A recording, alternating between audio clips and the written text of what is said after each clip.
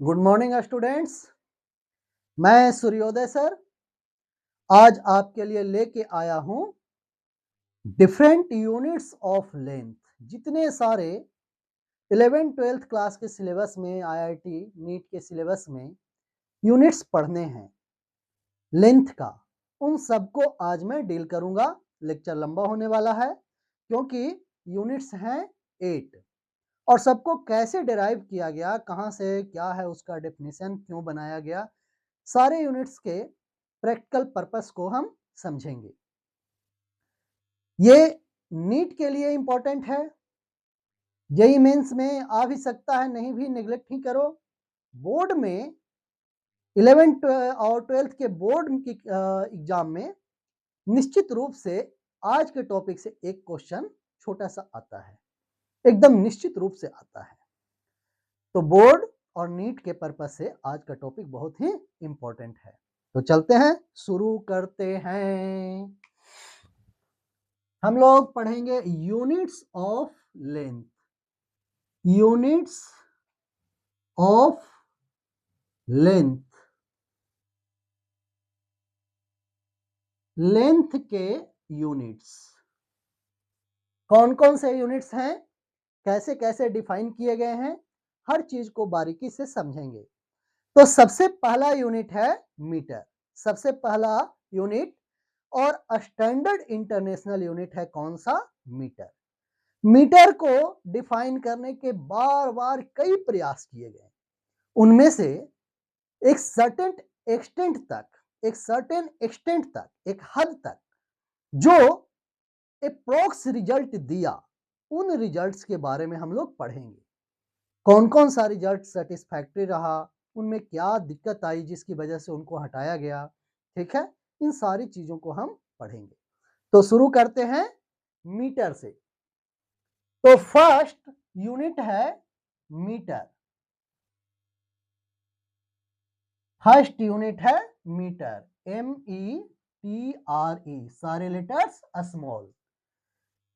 Symbol है इसका M। और ये कौन सा यूनिट है? SI unit. कौन सा यूनिट है? SI unit, standard international unit. कौन सा यूनिट है? SI unit, standard international unit. Metre को डिफाइन करने का कई प्रयास किया गया, बार बार प्रयास किया गया। उनमें से कुछ प्रयास जो रहे वो सक्सेसफुल रहे। उन प्रयासों के बारे में हम लोग पहले सीखेंगे, और जो अभी रिसेंट में किस डिफिनीशन को फॉलो किया जाता है मीटर का, वो भी हम लास्ट में पढ़ेंगे। तो सबसे पहला प्रयास किया गया क्या? फर्स्ट अटेम्प्ट जो है वो क्या किया गया, सुनना गौर से। लोगों ने कहा कि एक ऐसा पेंडुलम बनाया जाए, एक ऐसा पेंडुलम बनाया जाए जिसका हाफ टाइम पीरियड 1 सेकेंड हो। हाफ टाइम पीरियड कितना हो? 1 सेकेंड। देखना, मान लो ये पेंडुलम हमने बनाया है, इसके बॉब को मैं यहां तक लाता हूं खींच के, ऐसे ये ट्रेन यहां तक लाया खींच के,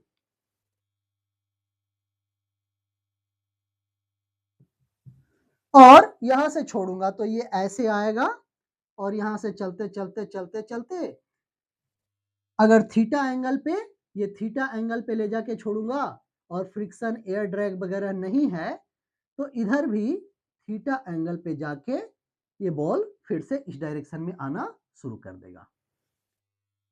ये थीटा, तो ये भी कितना? थीटा। यहां से यहां तक जाने में और लौट के आने में जो समय लगता है, टाइम लगता है, वो कहलाता है टाइम पीरियड। वो क्या कहलाता है? Time period. Time period simple pendulum का होता है T is equal to 2 pi under root L by G. 2 pi under root L by G, जहां pi 22/7, 222/7। L length of pendulum, length of pendulum. Point of suspension और centre of mass of bob के बीच की length कहलाती है length of pendulum. अब सुनना, यहां से यहां तक जाने और आने में लगना चाहिए कितना? 2 सेकेंड। ऐसे पेंडुलम को कहते हैं सेकेंडरी पेंडुलम। क्या कहते हैं? Secondary pendulum. Secondary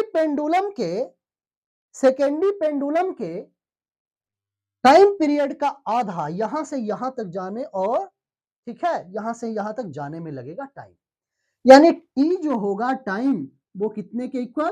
T by two के। कितने के इक्वल? टी बाई टू के। इसका मतलब 2 pi by two under root L by G. अब इस पेंडुलम को बनाना था सेकेंडरी पेंडुलम। सेकेंडरी पेंडुलम का time period T is equal to होता है 2 सेकेंड। कितनी? 2 सेकेंड। तो यहां टी की जगह हम लोग रख देंगे कितना? 2 सेकेंड।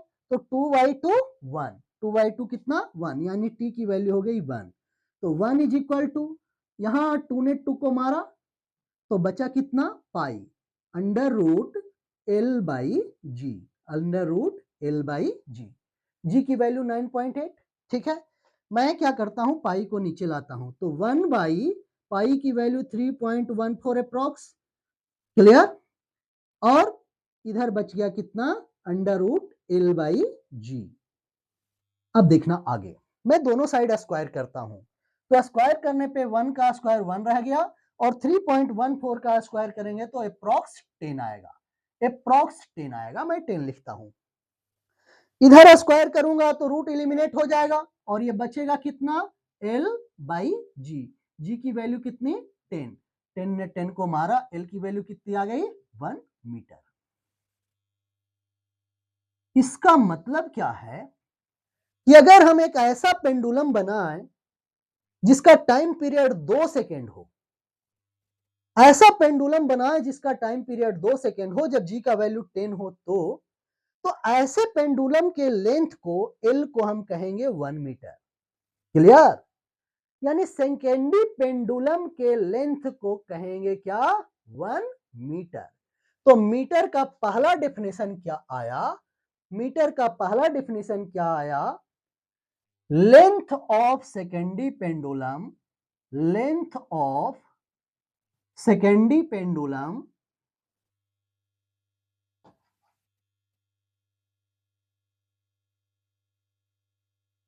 सेकेंडरी पेंडुलम के लेंथ को क्या कहेंगे? 1 metre. Is called 1 metre, is called 1 metre. Secondary pendulum के लेंथ को हम कहेंगे 1 मीटर। ये पहला डेफिनेशन था, भाई सही भी आया, हमने सारा कैलकुलेशन किया और सब कुछ सही आया है, बिल्कुल एग्जैक्टली 1 मीटर आया है लेंथ का वैल्यू। हमने सब चीज का वैल्यू सेम टू सेम रखा जितना होना चाहिए और एल की वैल्यू कितनी आई? 1 मीटर। डेफिनेशन एकदम सही है। अब दिक्कत कहां आई वो सुनना। दिक्कत यहां आई कि ये जो स्ट्रिंग लिया गया उसका लेंथ टेम्परेचर पे डिपेंड करता है, बॉब के मास पे डिपेंड करता है, इसकी इलास्टिसिटी पे डिपेंड करता है, जी के वैल्यू पे डिपेंड करता है। धरती के सरफेस पे जी का वैल्यू अलग अलग जगहों पे अलग अलग होता है। अगर इस इस चीज का यूज हम करना चाहें स्पेस में तो वहां पे जी तो है ही नहीं, वहां भी मुश्किल आ गई। क्लियर? उसके बाद बॉब के मास से रस्सी के दो पार्टिकल्स के बीच का डिस्टेंस चेंज होता है, यानी इसकी इलास्टिसिटी की वजह से एल की वैल्यू फिक्स नहीं रहती है। अगर मेटल वगैरह का वायर यूज करें तो उसमें एक्सपेंशन होगा, कंट्रैक्शन होगा। तो इस वजह से हमारा ये जो डेफिनेशन है वो एक हद तक सही था लेकिन एग्जैक्टली सही नहीं है, क्योंकि यूनिट का कैरेक्टरिस्टिक है कि वो होना चाहिए इनवेरिएबल और यहां पे एल की वैल्यू वेरिएबल मिल रही है, तो इस यूनिट को हमने इग्नोर किया। तो मीटर का पहला डेफिनेशन क्या? Length of secondary pendulum is called 1 metre. और मैंने आपको साबित कर दिया कि टाइम पीरियड होता है 2 pi under root L by G. Time period secondary pendulum का 2 सेकेंड, मैंने इसकी जगह टी की जगह 2 सेकेंड रखूंगा, ठीक है, और यहां से यहां तक का टाइम 1 सेकेंड। तो टी की वैल्यू 1 सेकेंड 1 रखा, यहां कैलकुलेशन किया और एल की वैल्यू आ गया 1 मीटर। तो कैलकुलेशन के हिसाब से तो एल 1 मीटर आया, लेकिन जब फिजिकल कंडीशन पे विचार किए तो वहां 1 मीटर ये कभी आता था कभी नहीं आता था, तो इसलिए हमने इस लेंथ को 1 मीटर मानने से इनकार कर दिया। अब दूसरा प्रयास क्या किया गया वो सुनना। सेकंड प्रयास और भी स्ट्रॉन्ग था और फ्रांस के लोगों ने इस प्रयास के लिए मीटर के सेकंड डेफिनेशन के लिए बहुत खर्च किया, बहुत ज्यादा खर्च किया, बार बार इस एक्सपेरिमेंट को रिपीट किया। उन्होंने किया क्या वो सुनना। ये अर्थ है, अर्थ के नॉर्थ पोल, ये है साउथ पोल, और अर्थ के बीचों बीच जो लाइन ऐसे पास करती है ये लाइन कहलाती है इक्वेटोरियल लाइन या इक्वेटर। इक्वेटोरियल लाइन या इक्वेटर क्या कहलाती है? इक्वेटोरियल लाइन या इक्वेटर। तो उन्होंने क्या किया कि नॉर्थ पोल से इक्वेटर के बीच का डिस्टेंस मेजर किया। नॉर्थ पोल से लेके इक्वेटर के बीच का डिस्टेंस मेजर किया। कहीं पहाड़ था, कहीं समंदर था, कहीं बर्फ की घाटी थी, कहीं बड़े बड़े पेड़ थे, जंगल थे, कहीं बड़े ऊंची ऊंची बिल्डिंग थी। तो क्या किया उन्होंने मेजरमेंट के लिए कि एक अच्छा सा दिन देखा जब एयर ड्रैग कम हो, एयर रेसिस्टेंस कम हो, और यहां से अर्थ से एक खास हाइट पे प्लेन को उड़ाया और उसके द्वारा कवर डिस्टेंस डी को मेजर किया। ये लेंथ जो डी है, इस लेंथ में उन्होंने 1 करोड़ से डिवाइड किया, 1 करोड़ से डिवाइड किया। कितने से? 1 करोड़ से। और जितना लेंथ आया उसे कहा उन्होंने 1 मीटर। क्लियर? तो नॉर्थ पोल और किसी इक्वेटोरियल पॉइंट के डिस्टेंस का 1 करोड़वां भाग कहलाता है 1 मीटर। ठीक है? तो सेकेंड डिफिनेशन जो मीटर का दिया गया वो क्या था? 1/1 crore part of distance between north pole and equator.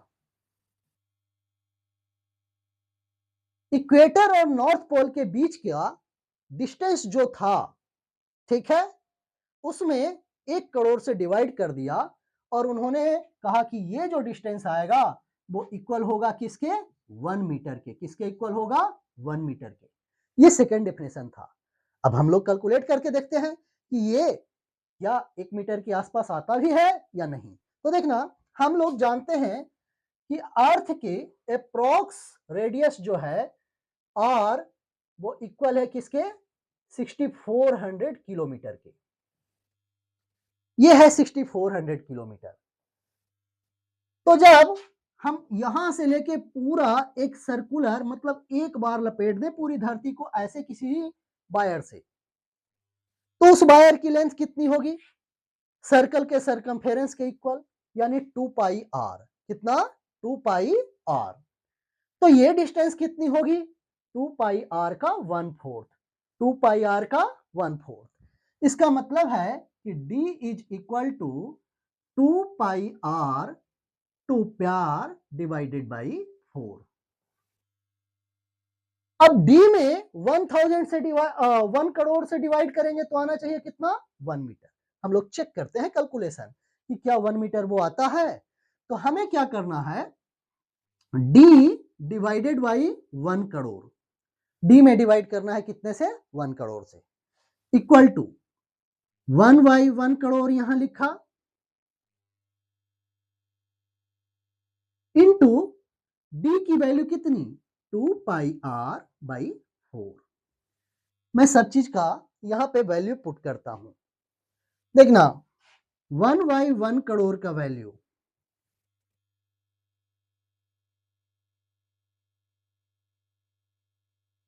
आगे चलते हैं। 2 इंटू पाई की वैल्यू 3.14 इंटू आर की वैल्यू 6400 किलोमीटर, 6400 इंटू 10 का पावर 3, 10 का पावर 3 डिवाइडेड बाई 4। अब यहां देखना, 3 जीरो यहां, 2 जीरो यहां, 5 जीरो यहां से कैंसिल करता हूं, यहां से 5 जीरो, 1 2 3 4 5, बची कितनी? 100। ये 4 से मैं इसको डिवाइड करता हूं 16 जा, 16 4 जा 64, यहां 16 जा। अब आगे चलता हूं, आगे देखना ये बच्ची कितनी 2 इंटू 3.14 इंटू 16 और नीचे में कुछ भी नहीं, यहां से 100 था तो मैं यहां से 100 कर देता हूं। देखना ये देखना 2 इंटू 3.14 ये 6.28 इंटू 16, 16 6 जा 96 और इससे मल्टीप्लाई होगा 0.28 से 16 में तो ये आएगा अप्रोक्स 4। इसका मतलब ऊपर भी 100 और नीचे भी कितनी 100, तो 100 डिवाइडेड बाई 100 यहाँ अप्रोक्स लगा देता हूं। 100 divided by 100 is equal to कितनी 1 मीटर। क्लियर? तो हमने क्या देखा कि D by 1 crore is equal to आता है 1 मीटर। इसका मतलब डी वाई 1 करोड़ जो है वो 1 मीटर का डेफिनेशन है और 1 मीटर का डेफिनेशन हमने क्या दिया 1/1 crore of distance between north pole and equator. North pole से इक्वेटर के बीच का डिस्टेंस मेजर किया, उसमें 1 करोड़ से डिवाइड किया और 1 करोड़ से डिवाइड करने पे जो वैल्यू आए हमारे पास वो वैल्यू क्या है 1 मीटर। बट सवाल ये हाँ बहुत सारा था, अर्थ भी कॉन्ट्रैक्ट करती है और एक्सपैंड करती है। यहां देखना ये जो हाइट है इस हाइट पे डिपेंड करेगा डी की वैल्यू कि कितनी हाइट पे हमने प्लेन उड़ाया। क्लियर? तो यहाँ ये भी चीज काफी वेरी करती है, कभी 1 मीटर आ रहा था कभी 1 मीटर नहीं आ रहा था, अलग अलग बार एक्सपेरिमेंट करने पे जो वैल्यू आया उसका एवरेज लिया गया और उसे ही माना गया कितना 1 मीटर। तो दूसरा डेफिनेशन भी कंट्राडिक्शन से भरा हुआ था, इसलिए इस डेफिनेशन को भी धीरे धीरे इग्नोर किया गया।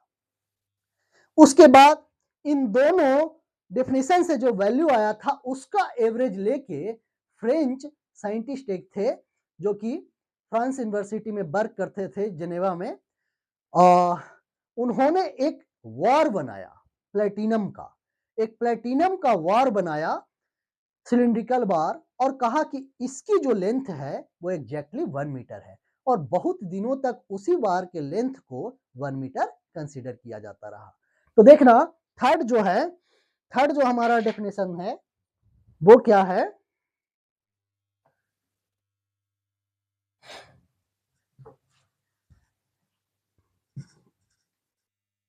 थर्ड डेफिनेशन जो है वो है length of platinum bar.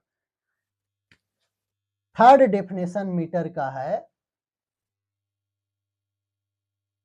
Length of platinum bar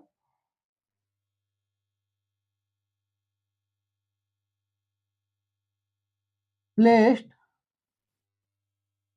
in France. France में एक प्लेटिनम का सिलिंड्रिकल बार रखा हुआ है, उसके लेंथ को मीटर के तौर पे बहुत लंबे समय तक यूज किया जाता रहा, लेकिन बाद में पता चला कि ये प्लेटिनम रेसिस्टेंस प्रूफ तो होता है, जंग वगैरह नहीं लगता है, लेकिन न एसिड का रिएक्शन न बेस का रिएक्शन, प्लेटिनम भी सोना जैसा होता है, न एसिड का रिएक्शन न बेस का रिएक्शन, लेकिन एक्सपेंशन इसमें होता है, कॉन्ट्रैक्शन इसमें होता है। इसका कोफिशिएंट ये मेटल है तो मेटल का कोफिशिएंट ऑफ थर्मल एक्सपेंशन होता है, जैसे ही हीट बढ़ता है ये एक्सपैंड कर जाता है, जैसे ही टेम्परेचर डाउन होता है ये कॉन्ट्रैक्ट कर जाता है। तो इसकी भी लेंथ फिक्स नहीं रहती थी। तो मेटल है तो इसमें क्या होता था एक्सपेंशन एंड कॉन्ट्रैक्शन। तो एक्सपेंशन और कॉन्ट्रैक्शन की वजह से इसके लेंथ को भी धीरे धीरे इग्नोर किया गया, यानी कहा गया कि ये भी एग्जैक्ट वैल्यू 1 मीटर की नहीं है। तब किया क्या जाए भाई, नया डेफिनेशन दिया जाए। ठीक है, तो नया डेफिनेशन फिर से दिया गया और नया डेफिनेशन बहुत ही सुटेबल तरीके से एक्सपेरिमेंट करके और बहुत ही खतरनाक तरीके से दिया गया। वो क्या है तीसरा डेफिनेशन, वो देखना। मैं पूरे डिलीट मारता हूं क्योंकि उसे समझाने के लिए बोर्ड का काफी स्पेस रिक्वायर्ड होगी।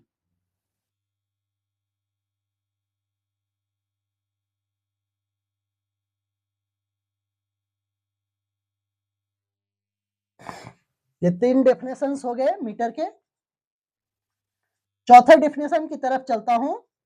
फोर्थ डेफिनेशन देखना, मीटर का फोर्थ डेफिनेशन देखना क्या किया गया।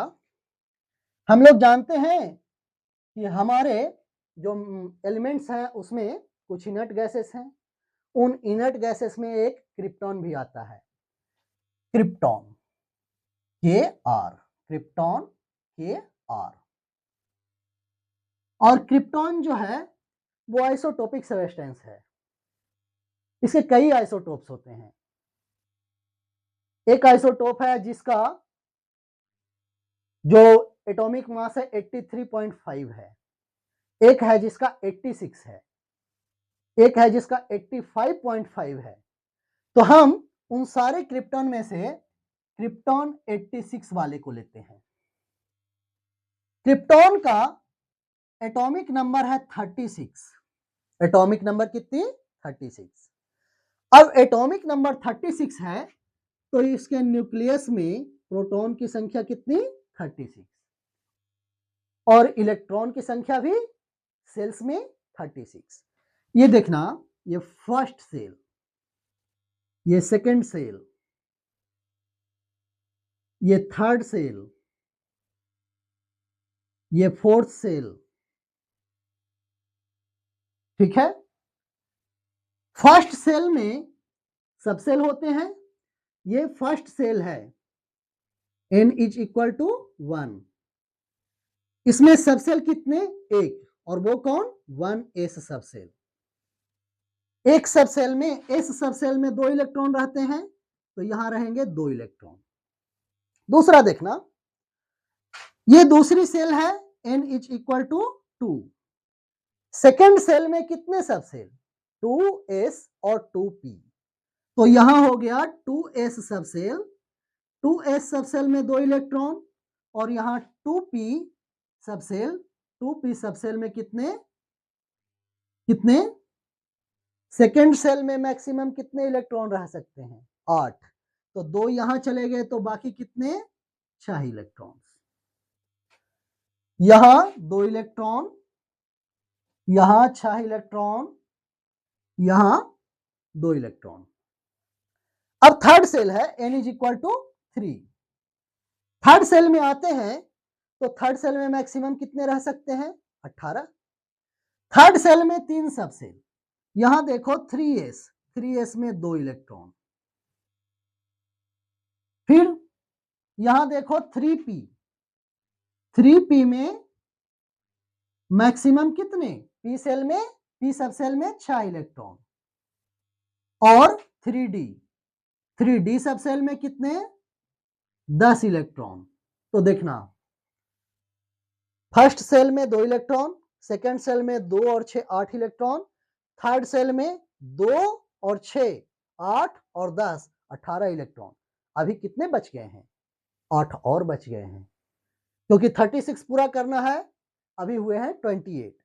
तो अब चलते हैं हम फोर्थ सेल में, n is equal to 4। Fourth shell में जितने सेल नंबर उतने ही सबसेल, उतने के क्या? सबसेल। इसमें 4s, 4s में s सबसेल में 2 इलेक्ट्रॉन। फिर 4p, 4p में 6 इलेक्ट्रॉन। फिर 4d, 4d में 10 इलेक्ट्रॉन, ठीक है। लेकिन इसमें हमें तो डालना मैक्सिमम 8 ही है, तो d सबसेल में इलेक्ट्रॉन होगा ही नहीं, d सबसेल इसका खाली रहेगा। अब आगे के जितने सेल्स हैं वो खाली रहेंगे। देखना, ये फिफ्थ सेल, ये सिक्स्थ सेल, ये सेवेंथ सेल, इस तरह से। अब हम लोग क्या करते हैं, फर्स्ट सेल के सारे इलेक्ट्रॉन्स की एनर्जी इक्वल होती है, और वो कितनी होती है? E1। सेकेंड सेल के इलेक्ट्रॉन की एनर्जी E2, थर्ड सेल की एनर्जी E3, फोर्थ की E4, फिफ्थ की E5, 6 की E6 and so on E7 ऐसे रिप्रेजेंट कर रहा हूं, कुछ कुछ वैल्यू इलेक्ट्रॉन वोल्ट में इसकी होगी। अब मैं किसी भी एक्सटर्नल सोर्स से इन इलेक्ट्रॉन्स को एनर्जी देना शुरू करता हूं, तो सबसे पहले ये फोर्थ सेल का इलेक्ट्रॉन जंप करके हायर सेल में जाएगा, फिर फोर्थ सेल खाली हो जाएगा तो थर्ड सेल का इलेक्ट्रॉन जंप करके हायर सेल में जाएगा, फिर थर्ड सेल खाली हो जाएगा तो सेकंड सेल का इलेक्ट्रॉन जंप करके हायर सेल में जाएगा। तो मैं मानता हूं कि सेकंड सेल जो है, ये वाली सेल सेकंड सेल, ये सेल सेकंड सेल के पी और सब सेल का, सेकंड सेल के पी सब सेल का इलेक्ट्रॉन जंप करके बाहर चला गया, इधर इधर किसी भी सेल में चला गया। तो ये वाली सब सेल खाली हो गई। एनर्जी लेगा तो ज्यादा एनर्जी होगा तो हायर एनर्जी स्टेट में चला जाएगा। तो ये जगह खाली हो गई, तो इस जगह को भरने के लिए जो आगे जंप करके इलेक्ट्रॉन चले गए हैं वो सब वापस आएंगे। तो उनमें से हमें ऐसे इलेक्ट्रॉन को सिलेक्ट करना है जो कि फिफ्थ सेल के डी सब सेल में हो, फिफ्थ सेल के डी सब सेल में हो, यानी 5D में हो। 5D में कोई इलेक्ट्रॉन जंप करके कहीं से भी नीचे वाले किसी भी सेल से गया हुआ है, ये इलेक्ट्रॉन जो है वो एक्साइटेड स्टेट में है। जब इसको एनर्जी एक्सटर्नल सोर्स से नहीं दिया गया था तो मैक्सिमम 4s तक इलेक्ट्रॉन था, फिफ्थ सेल में एक भी इलेक्ट्रॉन नहीं था। अब 5D में जो इलेक्ट्रॉन है, अगर वो इलेक्ट्रॉन जंप करके 2p में आता है, 5D से जंप करके कहां आएगा, 2p में, तो इसकी एनर्जी ज्यादा, इसकी एनर्जी कम।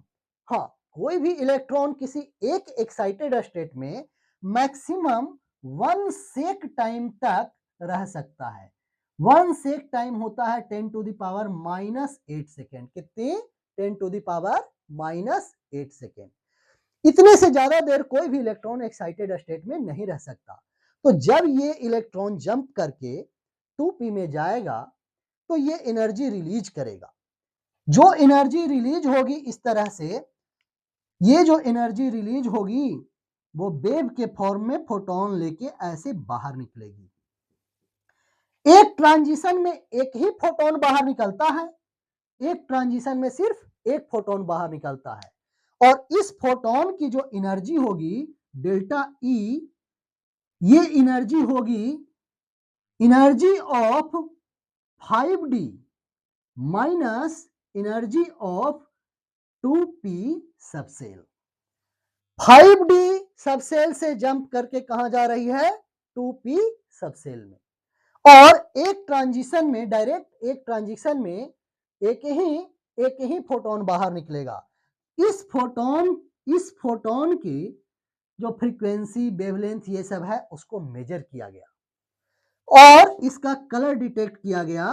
तो इसमें से कुछ जो थे वो रेड थे और कुछ जो थे वो ऑरेंज थे, कुछ रेड थे और कुछ क्या थे, ऑरेंज थे, यानी रेडिश ऑरेंज, रेड और ऑरेंज मिला मिला सा लाइट निकल रहा था। इस लाइट को जो 5D से 2p में जंप करते समय जो रेडिएशन बाहर निकली, रेडिएशन ढेर सारे निकलेंगे बाहर, ठीक है, उनमें से सबको हम छोड़ दिए और हमने डिटेक्ट किया उसका वेवलेंथ जो इलेक्ट्रॉन 5D से जंप करके कहां जा रही थी, 2p में। इसका वेवलेंथ मान लो है कितनी, लैम्डा। इसका वेवलेंथ कितनी है, लैम्डा। कितनी, लैम्डा। तो इस लैम्डा को कंपेयर किया गया किससे, जो प्लेटिनम का बार फ्रांस यूनिवर्सिटी के प्रोफेसर ने बनाया था। ऐसे फ्रांस यूनिवर्सिटी के प्रोफेसर ने जो रॉड बनाया था उस रॉड से कंपेयर किया गया इस वेवलेंथ को। तो वेवलेंथ ऐसे ऐसे ऐसे ऐसे इस तरह से वेव की वेवलेंथ ऐसे ऐसे ऐसे ऐसे ढेर बार, ठीक है, देखना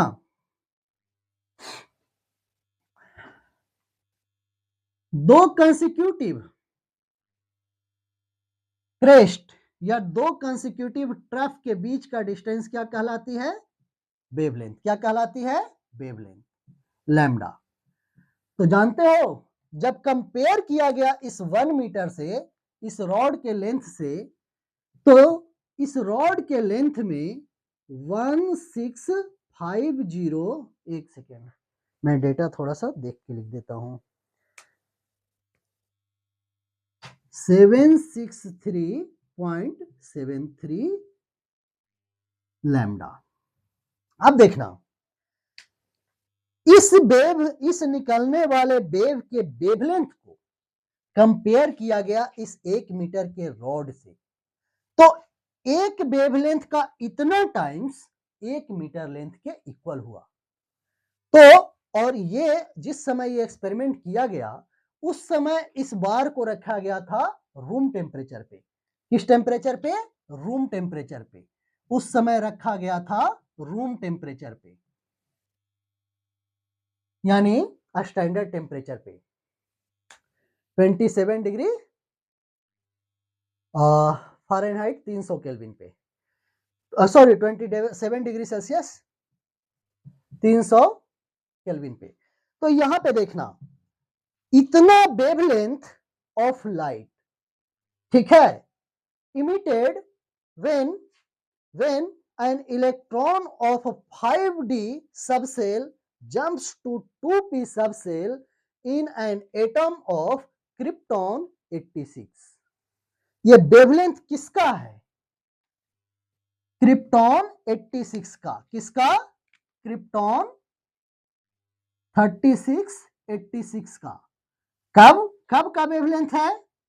जब ट्रांजिशन होता है 5d से 2p में। जब ट्रांजिशन होता है कहां से कहां? 5d से 2p में। यानी कि हम डिफिनीशन देंगे 1 मीटर का। 1 metre is equal to 1650763.73 wavelength of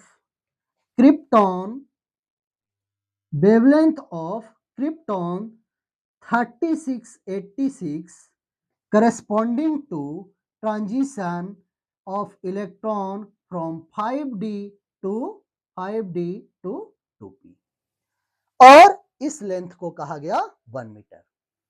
और ये बहुत दिनों तक यूज में रहा, ठीक है। लेकिन लेंथ को तो आप कास्ट कर सकते हैं कहां पे? किसी रोड पे, किसी लकड़ी के स्केल पे, और वो भंगुर होते ही हैं। इसमें और करेक्शन डिमांड किया गया कि बहुत ही सुटेबल बनाओ मीटर के डेफिनेशन को। तो अभी जो रिसेंट है डेफिनेशन जिसे पूरी दुनिया फॉलो कर रही है, वो बनाया गया सीजीपीएम के द्वारा 1971 में, और उन्होंने स्पीड ऑफ लाइट से कंपेयर करके बनाया, ठीक है। किससे कंपेयर करके बनाया? स्पीड ऑफ लाइट से। तो ये डेफिनेशन खतरनाक है और बहुत ही यूजफुल है। इसमें बहुत सारी बातें हैं। यहाँ पे जो एटम होना चाहिए वो ग्राउंड स्टेट में होना चाहिए, आइसोलेटेड स्टेट में होना चाहिए। ट्रांजिशन ढेर सारे होंगे यहाँ से वहां। जो 5d से लौट के इलेक्ट्रॉन आएगा 2p में, उसके करस्पॉन्डिंग जो फोटोन वेव के फॉर्म में निकलेंगे, उस वेव के वेवलेंथ को हम कैलकुलेट करेंगे, और उसका कलर जो होगा वो रेड और ऑरेंज होगा, रेड और ऑरेंज होगा। और ये चीज याद रखिएगा, रेड ऑरेंज रीजन में लाई करता है, और इसके वेवलेंथ का 1650763.73 टाइम्स होगा 1 मीटर। क्लियर? तो ये डेफिनेशन क्रिटिकल है, और सीजीपीएम के द्वारा दिए गए डेफिनेशन से जस्ट पहले तक ये फ्रांसीस साइंटिस्ट के द्वारा दिया गया डेफिनेशन काफी ट्रेंड में रहा, काफी दिन तक फॉलो किया गया। बाद में आया दूसरा डेफिनेशन, ठीक है, 1971 में। वो क्या है वो देखना।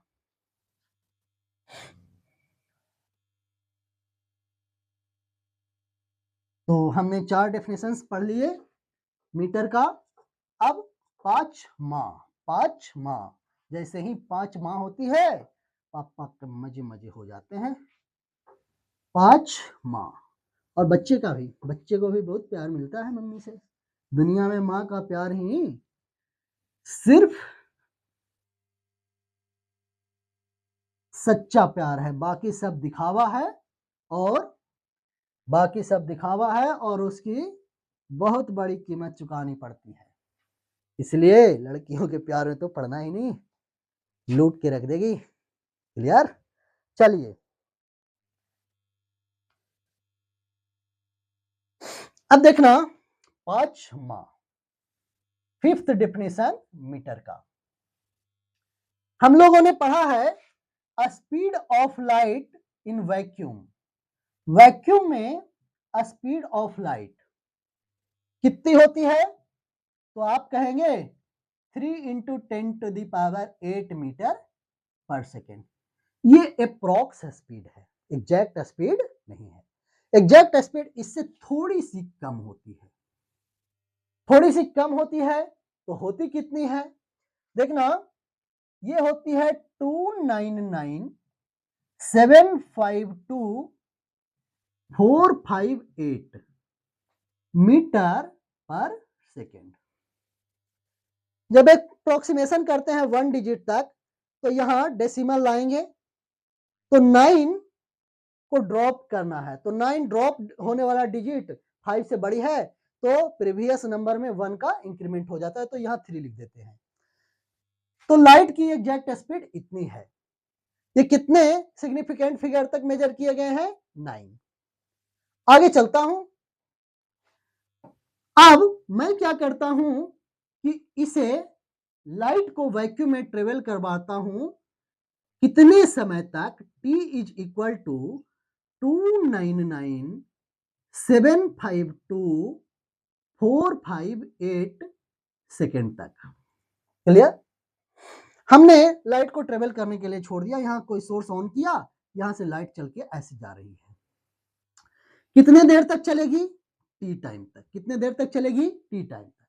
जो डिस्टेंस कवर करेगी D, distance = speed into time, यानी c × t।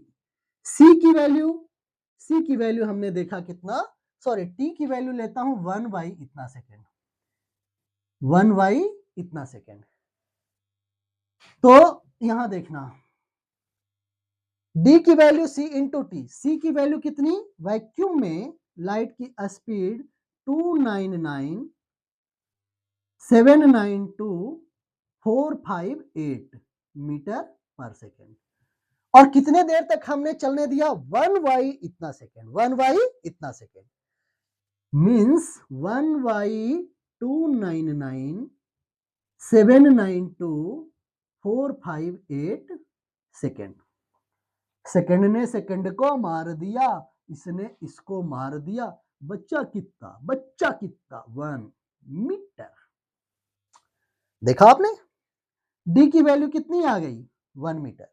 यानी distance travelled by light in t = 1/, इतना second in vacuum = 1 metre. Distance travelled by light in vacuum in time 1/, इतना सेकेंड = 1 मीटर। तो हमने डेफिनेशन क्या दिया? Distance travelled by light in vacuum in time एक बेटा दोनों 7 9 2 7 9 2 4 5 8 सेकेंड। इतने सेकेंड में जो डिस्टेंस ट्रेवल की जा रही है, इतने सेकेंड में जो डिस्टेंस क्या हो रही है? ट्रेवल की जा रही है। ठीक है? किसके द्वारा? लाइट के द्वारा। वो डिस्टेंस कहलाती है 1 मीटर। वो क्या कहलाती है? 1 मीटर। ये हो गई डेफिनेशन। और अभी तक इस डेफिनेशन को फॉलो किया जाता है। तो टिल वैलिड अभी तक यही डेफिनेशन दिया गया है। CGPM के द्वारा अगर भविष्य में अपडेट होता है तो फिर नया डेफिनेशन आपको पढ़ना पड़ेगा, तो फिर नया डेफिनेशन आपको पढ़ना पड़ेगा। तो ये 5 डेफिनेशन थे मीटर के। इनमें से आखिरी वाला ही जब एग्जाम में आए तो आपको लिखना है कैसे कैसे क्या क्या करके और मीटर को निकाले हैं। कितनी मेहनत किया दुनिया के साइंटिस्टों ने, ये सोच लो, तरह तरह के एक्सपेरिमेंट किया। ठीक है, तो ये सारी चीजें आपको पढ़ना था। अब चलता हूं आगे, मीटर का डेफिनेशन खत्म, अब दूसरे यूनिट की तरफ हम बढ़ते हैं। तो इसको डिलीट करता हूं। मीटर खत्म। मीटर के 5 डेफिनेशन हमने दिए, पांचों आपको याद रखना है, पांचों आपको याद रखना है। मीटर के 5 डेफिनेशन पांचों आपको याद रखना है। मीटर के 5 डेफिनेशन पांचों आपको याद रखना है। मीटर के 5 डेफिनेशन पांचों आपको याद रखना है।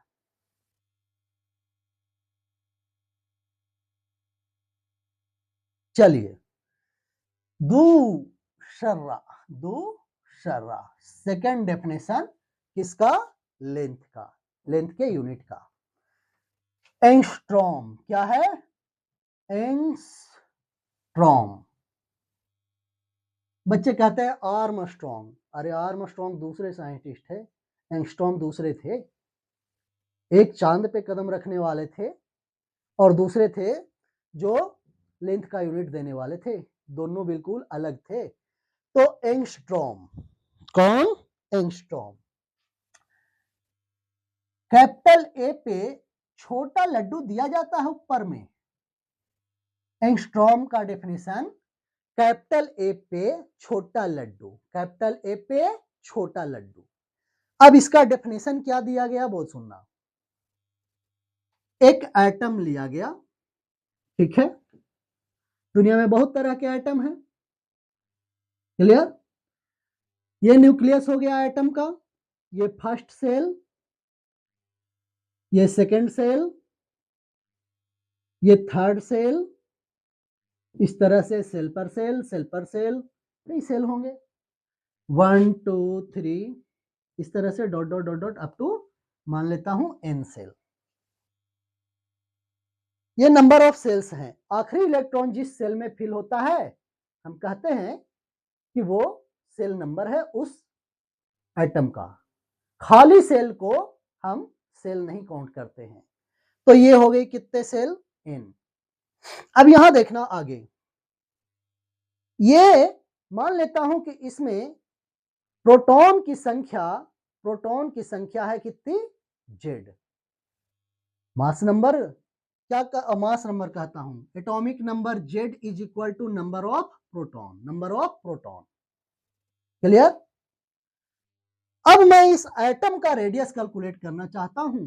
यहां तक आखिरी इलेक्ट्रॉन अगर फिल हुआ है तो न्यूक्लियस के सेंटर से इस सेल का जो डिस्टेंस होगा वो कहलाएगा रेडियस ऑफ एटम। मैं इसे आर एटम से रिप्रेजेंट करता हूं। तो देखना, रेडियस ऑफ एटम जो होता है वो डायरेक्टली प्रोपोर्शनल होता है प्रिंसिपल क्वांटम नंबर के स्क्वायर के, यानी सेल नंबर के स्क्वायर के, और इनवर्सली प्रोपोर्शनल होता है नंबर ऑफ प्रोटॉन के। जितना ज्यादा प्रोटॉन होगा पॉजिटिव चार्ज होगा, इसको इलेक्ट्रॉन को अंदर की तरफ खींचे रहेगा, तो प्रोटॉन की संख्या बढ़ेगी तो क्या होगा? इलेक्ट्रॉन खींचा रहेगा, यानी रेडियस का वैल्यू छोटा होगा। और जितना ज्यादा इलेक्ट्रॉन होगा प्रोटॉन से इंटरेक्शन उसका कम होगा, ज्यादा इलेक्ट्रॉन तो सब पे इसका अट्रैक्शन बढ़ जाएगा, तो इलेक्ट्रॉन दूर होते जाएगा, यानी रेडियस ऑफ एटम बढ़ेगा। अब इस दोनों को हम कंबाइन करते हैं, तो ऑन कंबाइनिंग, मैं मार्कर बदल देता हूं, ये थोड़ा घिस गया है। ऑन कंबाइनिंग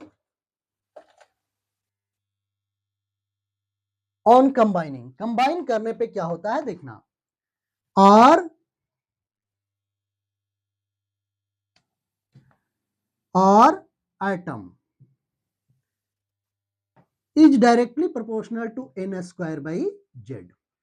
अब यहां से प्रोपोर्शनलिटी साइन हटाता हूं तो R atom is equal to एक कांस्टेंट आता है R naught into N square by Z.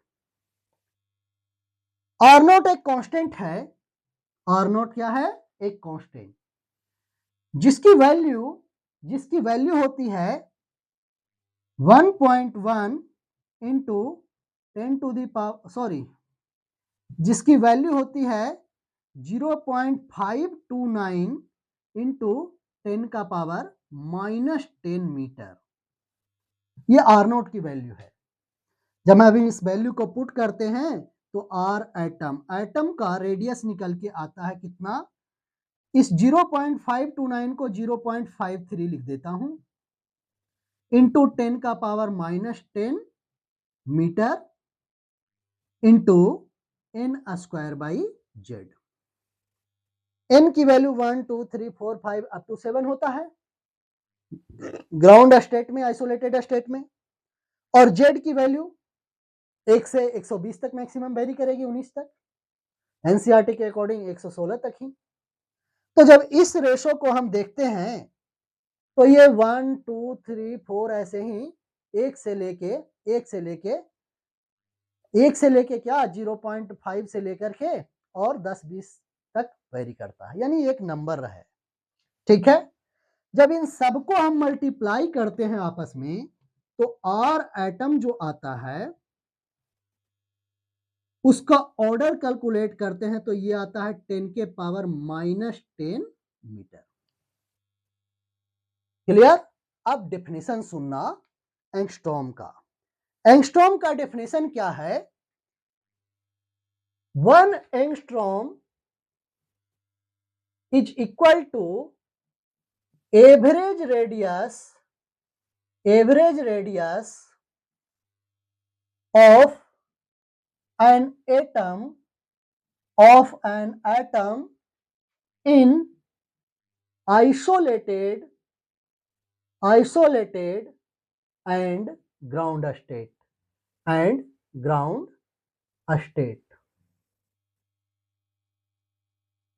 जो एवरेज रेडियस एटम का है वही होता है 1 एंगस्ट्रॉम। और हमने जब एवरेज रेडियस कैलकुलेट किया तो वो कितना आया 10 के पावर -10 मीटर, यानी 1 एंगस्ट्रॉम इज इक्वल टू 10 का पावर -10 मीटर। ये हो गया हमारे एंगस्ट्रॉम का डेफिनेशन। ये ऑर्डर है रेडियस ऑफ एटम का। किसी के लिए यहाँ पे 1 आ सकता है, 2 आ सकता है, 3 आ सकता है, 0.5 से बड़ी और 9.5 से छोटी, कुछ भी आ सकता है यहाँ पे। क्लियर? तो हमने ऑर्डर कैलकुलेट किया है, यानी रेडियस ऑफ एटम का जो ऑर्डर होता है वो 1 एंगस्ट्रॉम के ऑर्डर का होता है। कितने का? 1 एंगस्ट्रॉम के ऑर्डर का होता है। तो डेफिनेशन क्या है एंगस्ट्रॉम का? Average radius of an atom in isolated and ground state is defined as 1 angstrom, और इसका यूज किया जाता है एटॉमिक लेवल पर ही। एंगस्ट्रॉम का यूज कहां किया जाता है? एटॉमिक लेवल पे, खास करके तब जब हम डिफरेंट सेल का रेडियस कैलकुलेट करते हैं। उसके बाद बॉन्ड लेंथ कैलकुलेट करते हैं, मॉलिक्यूल में दो एटम के बीच बनने वाले बॉन्ड का बॉन्ड लेंथ कैलकुलेट करते हैं, तो वहां पे एंगस्ट्रॉम का हम यूज करते हैं। तो ये हो गया लेंथ का दूसरा यूनिट। अब तीसरे यूनिट की तरफ चलता हूं। तीसरा यूनिट है फर्मी। क्या है? फर्मी। तो इसको डिलीट करता हूं। त्रिशरा त्रिशरा त्रिशरा,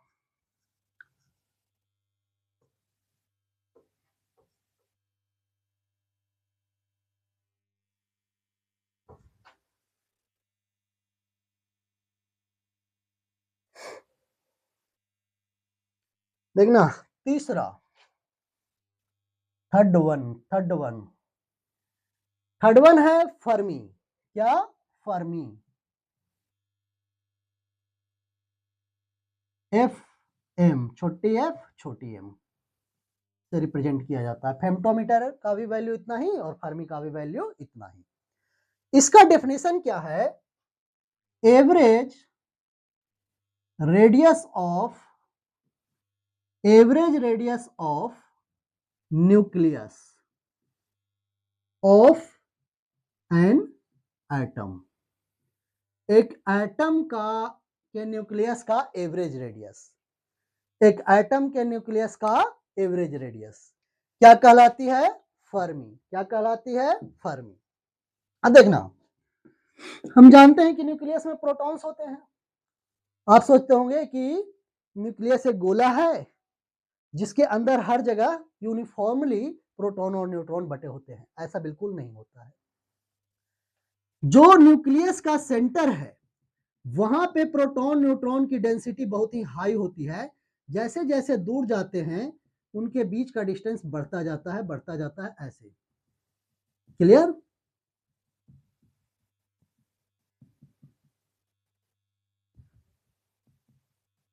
और दूर जाते हैं और घटता जाता है, और दूर जाते हैं और घटता जाता है। तो यहां देखना, मान लो ये सेंटर है न्यूक्लियस का और यहां तक प्रोटॉन और न्यूट्रॉन फैले हुए हैं। तो हम यहां से लेके यहां तक रेडियस ऑफ एटम नहीं कंसीडर करेंगे। ठीक है? यहां पे सेंटर पे डेंसिटी जो होती है वो मैक्सिमम होती है, और जहां पे जाके मिनिमम हो जाती है वहां तक रेडियस नहीं होता है। यहां पे डेंसिटी जो है प्रोटॉन और न्यूट्रॉन की वो मिनिमम है। क्लियर? यानी जीरो है, सेल से जस्ट पहले, फर्स्ट सेल से जस्ट पहले। तो क्या हम सेंटर से लेके फर्स्ट सेल तक एटम का न्यूक्लियस कंसीडर करेंगे? बिल्कुल नहीं। यहां पर डेंसिटी मैक्सिमम है डी मैक्स। यहां पर के डेंसिटी का आधा डेंसिटी जिस पॉइंट पे हमें मिल जाए, ठीक है, D max by two, new density D max by two जहां पे मिल जाए वहीं पे हम कहेंगे कि वहीं तक हमारा न्यूक्लियस का रेडियस है। यानी मैक्सिमम डेंसिटी की आधा डेंसिटी जहां पे हो जाए उस पॉइंट तक हम सेंटर से मानते हैं कि ये है रेडियस ऑफ न्यूक्लियस। ये है रेडियस ऑफ न्यूक्लियस। यहां तक रेडियस ऑफ न्यूक्लियस नहीं है, ये रेडियस ऑफ न्यूक्लियस नहीं है, और न्यूक्लियस यहां तक नहीं है, ये है रेडियस ऑफ न्यूक्लियस। सेंटर पर वाले डेंसिटी की आधी डेंसिटी जहां पे रह जाते हैं प्रोटॉन और न्यूट्रॉन की, उसी पॉइंट को कहते हैं रेडियस ऑफ, उसी पॉइंट तक होता है रेडियस ऑफ न्यूक्लियस। उसी पॉइंट तक क्या होता है? Radius of nucleus. तो रेडियस ऑफ न्यूक्लियस हमारा यहां तक है। अब सवाल उठता है कि वन फर्मी का डेफिनेशन तो आपने सर दिया कि radius of nucleus, average radius of nucleus of an atom is called one Fermi. अब बताओ कि ये होगा कितना? तो देखना, न्यूक्लियस हमारा हो गया यहां तक, ये बाउंड्री हो गई न्यूक्लियस की। प्रोटॉन न्यूट्रॉन इधर भी है पर ये बाउंड्री हो गई। अब हम किसी भी एटम को लेंगे तो उसका mass number A is equal to होता है number of neutron plus number of proton, यानी नंबर ऑफ न्यूक्लियॉन के इक्वल। तो अब देखना, रेडियस ऑफ न्यूक्लियस जो होता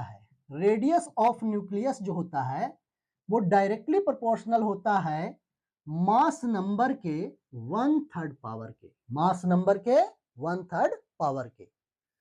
यहां से जब प्रोपोर्शनलिटी साइन हटाते हैं तो आर न्यूक्लियस जो होगा वो इक्वल हो जाएगा R naught into A to the power 1/3। A की वैल्यू 1 2 3 4 अप टू 300 400 तक जाएगा मैक्सिमम। तो अब देखना यहां पे R nucleus is equal to, अब आर नोट की वैल्यू जब लिखना होगा तो आर नोट की वैल्यू होती है 1.1 इंटू 10⁻⁻15 मीटर। आर नोट की वैल्यू कितनी?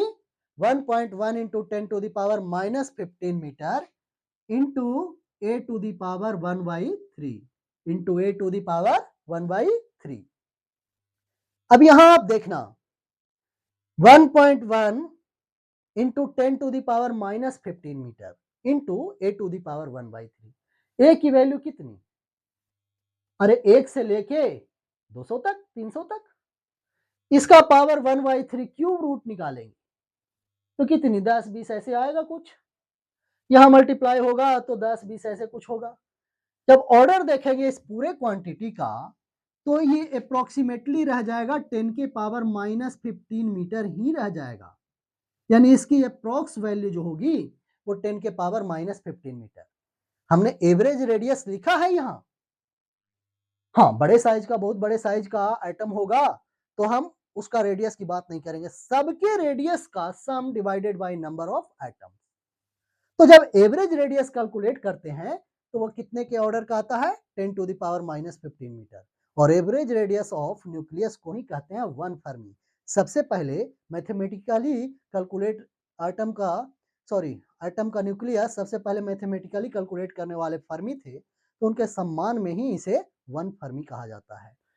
यानी 1 fermi is equal to R nucleus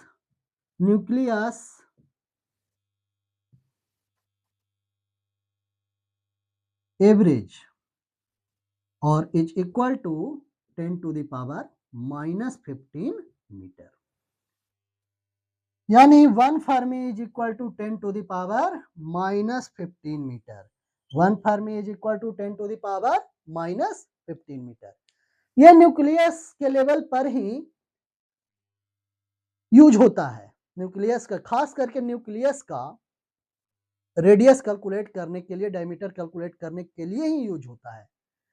और एटॉमिक न्यूक्लियर लेवल से ऊपर लेवल पे फर्मी जो यूनिट है उसका यूज कहीं नहीं होता है। हाँ, पढ़ने के लिए लिख देते हैं 1 मीटर इज इक्वल टू 10⁻⁻15 ऐसे ऐसे, बट ये होता यूज कहीं प्रैक्टिकली नहीं होता है। सिर्फ कहाँ होता है? न्यूक्लियस के रेडियस को कैलकुलेट करने के लिए ही होता है। आगे चलता हूं, अब चौथा यूनिट, फोर्थ यूनिट है हमारे पास माइक्रोन। फोर्थ यूनिट है माइक्रोन।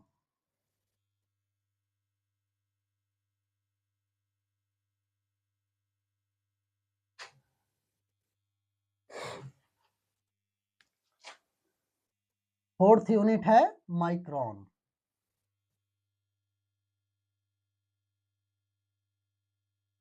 म्यू एम से रिप्रेजेंट किया जाता है इसको। माइक्रोमीटर भी बोलते हैं, माइक्रोन भी बोलते हैं।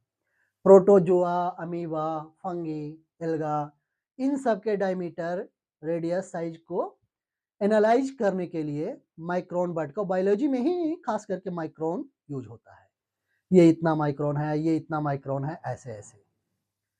तो माइक्रोन होता क्या है वो सुनना।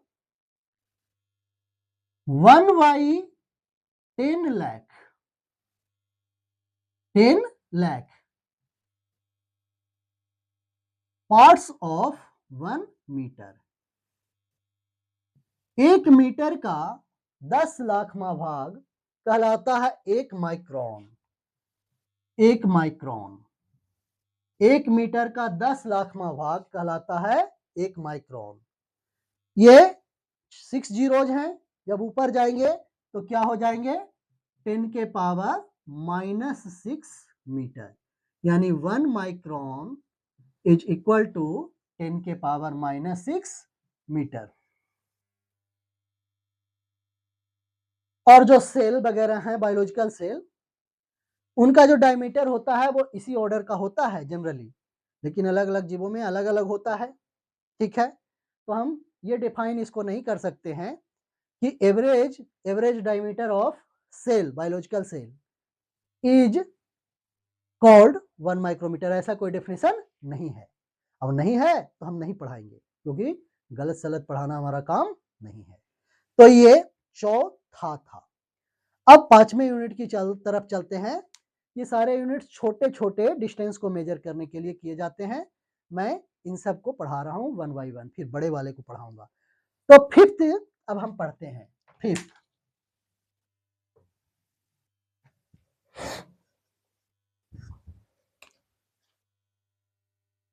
5th है एक्सरे यूनिट। एक्सरे यूनिट, इसको ऐसे रिप्रेजेंट किया जाता है 1 कैपिटल एक्स कैपिटल यू। अब एक्सरे यूनिट को पढ़ने के लिए हमें एक्सरे और प्रोड्यूस होने वाले एक्सरे के टाइप को थोड़ा सा ब्रीफ डेफिनेशन देना पड़ेगा। कैसे क्या होता है? रोएंटजेन नाम के साइंटिस्ट थे, उन्होंने एक एक्सपेरिमेंट किया था जिसमें सबसे पहले एक्सरे बाहर निकला था। उसका छोटा सा मैं यहाँ पे डेफिनेशन आपको दिखा देता हूं, ज्यादा डिटेल में नहीं बताऊंगा। उन्होंने क्या किया कि यहाँ नेगेटिव टर्मिनल है, यहाँ पॉजिटिव टर्मिनल है बैटरी का। 2 मेटल के प्लेट लिए उन्होंने, जो नेगेटिव टर्मिनल से जुड़ा होता है उसको कहते हैं कैथोड। तो ये हो गया कैथोड, मेटल के प्लेट है। और यहाँ पे एक तिरछा करके ऐसे प्लेट लगाया, ये भी मेटल का था और बल्कि हैवी मेटल था। ये नॉर्मल मेटल था और ये हैवी मेटल था। ये मेटल और ये हैवी मेटल। पॉजिटिव टर्मिनल से जो जुड़ता है उसे कहते हैं एनोड। ये कैथोड और ये एनोड। एनोड हैवी मेटल था, क्योंकि हैवी मेटल से ही एक्सरे रिलीज होता है। और यहाँ पे जो ट्यूब था वो ट्रांसपेरेंट था। अब क्या किया गया, यहाँ पे बैटरी से कनेक्ट किया गया, स्विच ऑन किया गया, तो यहाँ से इलेक्ट्रॉन इस तरह से आने लगे। अब इलेक्ट्रॉन आके यहाँ पे स्ट्राइक करने लगे, वोल्टेज को बढ़ाया घटाया, प्रेशर को बढ़ाया घटाया, कई तरह के एक्सपेरिमेंट किए। तो इन्होंने क्या देखा, यहाँ से टकराने के बाद इस एनोड से कुछ इस तरह से रेडिएशंस बाहर निकलने रहे हैं। क्लियर? जब एटॉमिक लेवल पे इस घटना को उन्होंने देखा तो क्या देखा, ये न्यूक्लियस है, ये न्यूक्लियस के चारों तरफ सेल्स हैं। तो तरह तरह की घटनाएं यहां पे होने लगी। किसके साथ? इलेक्ट्रॉन के इंटरेक्शन के वजह से। देखना, और न्यूक्लियस के इंटरेक्शन की वजह से। मान लो ये न्यूक्लियस है तो इसमें प्रोटॉन और न्यूट्रॉन। यहाँ पे फर्स्ट सेल में 2 इलेक्ट्रॉन, यहाँ पे 6 इलेक्ट्रॉन, 8 इलेक्ट्रॉन, इसमें 18 इलेक्ट्रॉन, ऐसे ऐसे एंड सो ऑन, बहुत सारे हैं। ठीक है, लेकिन इन सब में इलेक्ट्रॉन्स हैं। अब बाहर से कैथोड से भी इलेक्ट्रॉन आ रहा है, तो कैथोड से जो इलेक्ट्रॉन आ रहा है इस इलेक्ट्रॉन और इस न्यूक्लियस के बीच इंटरेक्शन होने लगा। हुआ क्या कि यहाँ पे आकर के कोई इलेक्ट्रॉन इधर वाला यहाँ वाले इलेक्ट्रॉन से स्ट्राइक करता है और इसको सेल से नॉकआउट कर देता है, बाहर निकाल देता है। यानी ये इलेक्ट्रॉन भी निकल जाता है बाहर और ये इलेक्ट्रॉन भी निकल जाता है कुछ ऐसे बाहर। दोनों इलेक्ट्रॉन बाहर निकल गया। तो यहाँ पे क्या होगी, यहाँ पे वैकेंसी जनरेट हो जाएगी, खाली जगह बन जाएगा, वैकेंसी जनरेट हो जाएगी, खाली जगह बन जाएगा। तो अब इस खाली जगह को भरने के लिए हायर सेल में जो इलेक्ट्रॉन्स हैं वो इलेक्ट्रॉन जंप करके यहां आएंगे। हायर, मान लो ये फर्स्ट सेल की एनर्जी E1, ये सेकंड सेल की एनर्जी E2, ये थर्ड सेल की एनर्जी E3। तो हायर सेल का इलेक्ट्रॉन जब लोअर सेल में आएगा तो अपनी एनर्जी को कम करेगा। दोनों सेल के एनर्जी लेवल के डिफरेंस यानी E3 माइनस E2 के इक्वल एनर्जी वाला फोटोन यहां से रिलीज करेगा ऐसे। एक ट्रांजिशन में एक ही फोटोन इमिट होता है। क्लियर? ये वेवलेंथ होगा कुछ, जो वेव निकलेगी उसकी वेवलेंथ कुछ होगी, ठीक है। फोटोन होगा उसका एनर्जी E3 माइनस E2। मान लो अगर ये इलेक्ट्रॉन फर्स्ट सेल वाले को यहां से नॉकआउट कर दिया, क्लियर, तो फर्स्ट सेल वाले को नॉकआउट करेगा और मान लो फोर्थ सेल का इलेक्ट्रॉन आता है इसको फिल करने, तो यहां पे जो फोटोन बाहर निकलेगा उस फोटोन की एनर्जी कितनी, E4 minus E1। Clear? E4 minus E1, यानी एक तरह का रेडिएशन फोटोन बाहर निकलने लगा। जो नया टाइप का ये रेडिएशन बाहर निकलने लगा, इस रेडिएशन का नाम उन्होंने दिया एक्सरे, रोएंटजेन में। क्लियर? तो ये पहली घटना थी जब लोअर सेल के वैकेंसी को फिल करने के लिए हायर सेल का इलेक्ट्रॉन जंप करता है, तो जो रेडिएशन फोटोन इमिट होता है उसे एक्सरे कहा गया। लेकिन बाद में और भी घटना को एनालाइज किया गया दूसरे साइंटिस्ट के द्वारा। उन्होंने क्या देखा कि सिर्फ कोलिजन में इलेक्ट्रॉन निकलने से ही यहां एनर्जी रिलीज नहीं हो रही है, बल्कि ये जो इलेक्ट्रॉन इधर से आ रहे हैं जब न्यूक्लियस के पास जाते हैं तो ये न्यूक्लियस उनको अट्रैक्ट करता है और उनकी काइनेटिक एनर्जी को कम कर देता है। मान लो पहले kinetic energy, initial kinetic energy के आई थी, जब यहां से इंटरेक्ट होगी न्यूक्लियस से तो इंटरेक्ट होने के बाद इनका पाथ चेंज हो जाएगा और ये स्लो डाउन हो जाएंगे इलेक्ट्रॉन। फाइनल काइनेटिक एनर्जी मान लो इस इलेक्ट्रॉन की केएफ है, तो केएफ जो होगा वो लेस देन होगा किससे, के आई से। इनिशियल काइनेटिक एनर्जी से फाइनल काइनेटिक एनर्जी इलेक्ट्रॉन का कम होगा। तो ये एनर्जी गया कहां, ये एनर्जी भी यहां से रिलीज हो रही है, ये एनर्जी भी रिलीज हो रही है फोटोन के फॉर्म में, और ये भी एक नया एक्सरे है। अब दो तरह के एक्सरे निकलने लगे। पहला जो हायर सेल से लोअर सेल वाले वैकेंसी में इलेक्ट्रॉन के जंप करने से निकल रहा था, और दूसरा जो इलेक्ट्रॉन बिना कोलाइड किए सिर्फ न्यूक्लियस से इंटरेक्ट करके काइनेटिक एनर्जी का लॉस करके बाहर निकल रहा है, उस इलेक्ट्रॉन के द्वारा भी एक्सरे। ठीक है, इन दोनों का नाम एक्सरे दिया गया, लेकिन इसका नाम दिया गया continuous x ray, continuous x ray,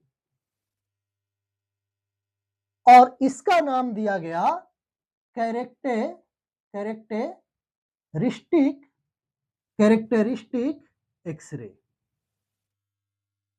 continuous X ray nucleus और बम्बार्डिंग इलेक्ट्रॉन के इंटरेक्शन की वजह से बाहर निकलता है, कोलिजन की वजह से नहीं। कैरेक्टरिस्टिक एक्सरे बम्बार्डिंग की वजह से जब इलेक्ट्रॉन बाहर निकल जाता है लोअर सेल का, तो हायर सेल से जब लोअर सेल में इलेक्ट्रॉन जंप करता है तब वहां कैरेक्टरिस्टिक एक्सरे बाहर निकलता है। अब अलग अलग एटम में ये जो गैप होगा एनर्जी का अलग अलग होगा, सबके सेल का साइज, किसी का एनर्जी का डिफरेंस ज्यादा कम होगा, यानी ये स्पेसिफिक होगा। अलग अलग एटम के लिए अलग अलग फ्रीक्वेंसी और वेवलेंथ का ये निकलेगा आपका कैरेक्टरिस्टिक एक्सरे, लेकिन कंटिन्यूअस एक्सरे इस डिस्टेंस पे डिपेंड करता है। तो कंटिन्यूअस एक्सरे ग्रेजुअली निकलता है, सबके लिए लगभग सेम फ्रीक्वेंसी वेवलेंथ का, जबकि कैरेक्टरिस्टिक एक्सरे अलग अलग मेटल के लिए अलग अलग होता है, और यह घटना ज्यादातर मेटल में ही होता है। एक और तरह की घटना यहीं पे होती है, के कैप्चर। क्या होती है? के कैप्चर। के कैप्चर की घटना, के कैप्चर की घटना क्या है, जब यहां वाला इलेक्ट्रॉन इधर से बम्बार्डिंग करने लगता है तो इन सारे सेल में जो इलेक्ट्रॉन है उनको न्यूक्लियस की तरफ धकेलता है। तो ये सारे इलेक्ट्रॉन्स जो है वो के सेल यानी फर्स्ट सेल के इलेक्ट्रॉन को और न्यूक्लियस की तरफ धकेल के सटा देता है। तो उस समय यहां वाला प्रोटॉन क्या करता है, के सेल के इलेक्ट्रॉन को अपने अंदर खींच लेता है, और एक प्रोटॉन और एक इलेक्ट्रॉन मिलके एक न्यूट्रॉन का फॉर्मेशन करता है और एनर्जी रिलीज करता है। और क्या करता है, एनर्जी रिलीज करता है। तो यहां से भी एक्सरे बाहर निकलता है। फिर इस के कैप्चर में जो खाली वैकेंसी हो गया है उसको फिल करने के लिए बाहर से इलेक्ट्रॉन आता है। जब वो ट्रांजिशन होता है तो वहां भी एक्सरे निकलता है। ये सारे के सारे के कैप्चर वाले एक्सरे, ट्रांजिशन की वजह से जो एक्सरे है, सब के सब कैरेक्टरिस्टिक एक्सरे है। जबकि इंटरेक्शन की वजह से जब इलेक्ट्रॉन की काइनेटिक एनर्जी घट जाती है तो वो काइनेटिक एनर्जी बदल जाती है फोटोन में। वो जो एक्सरे निकलता है वो क्या कहलाता है? वो क्या कहलाता है? Continuous X ray. और वो ग्रेजुअल, उसका जो वेरिएशन है वेवलेंथ और फ्रीक्वेंसी में वो ग्रेजुअल होता है। कंटिन्यूअस एक्सरे वो कहलाता है। अब एक्सरे तो निकल गया, अब बात है तरह तरह से एक्सरे निकला। अब एक्सरे की वेवलेंथ कितनी होगी? तो वेवलेंथ ऑफ एक्सरे, अलग अलग एक्सरे निकल रहे हैं और उनके वेवलेंथ अलग अलग है। तो ये जो होते हैं वो ग्रेटर देन इक्वल टू होते हैं 10 टू द पावर -11 मीटर से, इतना या इससे बड़ी, और लेस देन इक्वल होते हैं 10 टू द पावर -8 मीटर से। क्लियर? अब हम क्या करते हैं, इन सारे जो एक्सरे निकले हैं इन घटनाओं में, उनका मैं एवरेज निकालता हूं, यानी average wavelength of X-ray, X-ray का average wavelength. Average wavelength X-ray का जब हम कैलकुलेट करते हैं तो वो आता है 10 टू द पावर -10 मीटर। मैं इस दोनों का सम डिवाइडेड बाय 2 नहीं करूंगा, हम अमाउंट कैलकुलेट करेंगे कि कौन कितना ज्यादा निकला है, कौन कितना कम, सबका सम डिवाइडेड बाय जितने निकले हैं उतना। तो इसके लिए इंटीग्रेशन का लंबा चौड़ा प्रोसेस करना पड़ता है कैलकुलेशन के लिए। ठीक है, जो एग्जैक्ट रिजल्ट आया है वो मैं आपको बता दिया। ये कितना आ रहा है? 10 टू द पावर -10 मीटर। ये हो गया एक्सरे का एवरेज वेवलेंथ। अब वन एक्सरे यूनिट होता क्या है? One X ray unit is equal to 1/1000 into average wavelength of X ray, average wavelength of X ray. यहां से 1/1000 इंटू लैम्डा एक्सरे की वैल्यू कितनी? 10 का पावर -10 मीटर। ये हो गई कितनी? 10 का पावर -13 मीटर। एक्सरे का वेवलेंथ एक रेंज में लाई करता है, इसका एक फिक्स वैल्यू नहीं है। सबका एवरेज जब निकालते हैं तो वो किस ऑर्डर का आता है? 10 के पावर -10 मीटर। उसमें 1000 से डिवाइड करते हैं तो कितना हो जाता है? 10 के पावर -13 मीटर। और इसे हम कहते हैं one X ray unit. One X ray unit. जितने सारे रेडिएशंस निकलते हैं उनके वेवलेंथ को मेजर करने के लिए दुनिया में बहुत सारे रेडिएशंस हैं। कॉस्मिक रे, gamma ray, X ray, ultraviolet, visible light, infrared, microwave, radio wave, उनमें भी कई टाइप्स। ठीक है, उन सब के वेवलेंथ को कैलकुलेट करने के लिए एक्सरे यूनिट का यूज किया जाता है। तो ये जो अभी हमने 5 लेंथ का यूनिट्स पढ़ा है, 5 जो लेंथ का यूनिट्स पढ़ा है, वो सब के सब छोटे डिस्टेंस को मेजर करने के लिए था। अब जो हम लोग पढ़ेंगे वो लार्ज डिस्टेंस को मेजर करने के लिए पढ़ेंगे, बड़े डिस्टेंस को मेजर करने के लिए पढ़ेंगे। लंबा चौड़ा, बहुत दूर दूर, astronomical unit, parsec, light year, इन सब का अब हम लोग पढ़ेंगे। ठीक है, तो चलते हैं लार्ज डिस्टेंस वाले यूनिट, और वो 3 हैं आपके सिलेबस में, हम लोग 3 पढ़ेंगे वन बाय वन करके। ठीक है, चलता हूं आगे।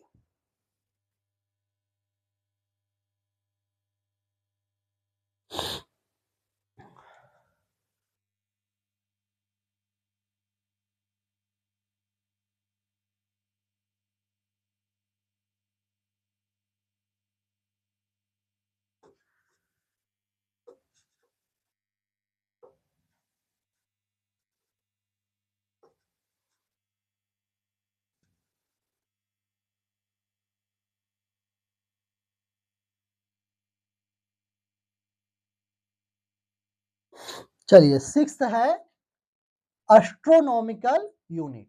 सिक्स्थ है एस्ट्रोनॉमिकल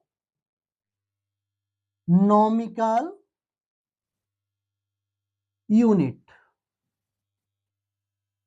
सिंबल होता है 1, capital A capital U, 1 astronomical unit.